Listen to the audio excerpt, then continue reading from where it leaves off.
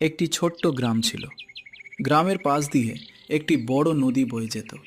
গ্রামের মানুষ সুখে শান্তিতে বসবাস করত। হঠাৎ কয়েকদিন ধরে টানা বৃষ্টি শুরু হলো।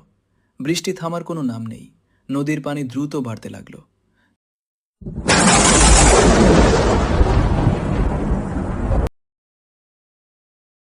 কি হবে বলো তো?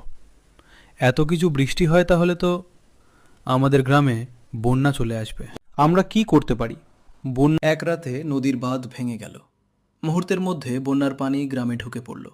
মানুষ আতঙ্কিত হয়ে পড়ল। চারদিকে শুধু পানি আর পানি। অনেক ঘরবাড়ি ডুবে গেল। মানুষ নিরাপদ স্থানে যাওয়ার চেষ্টা করতে লাগলো। গ্রামের যুবকেরা নৌকা নিয়ে সাহায্যের কাজে নেমে পড়ল। তারা শিশু, বৃদ্ধ ও অসুস্থ মানুষদের নিরাপদ জায়গায় পৌঁছে দিল।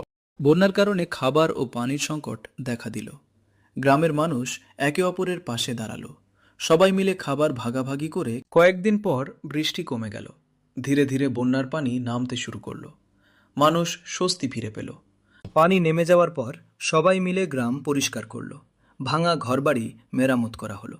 আবার গ্রামে হাসি ফিরে এল। সেই বন্যার কথা গ্রামের মানুষ অনেক দিন মনে রেখেছিল।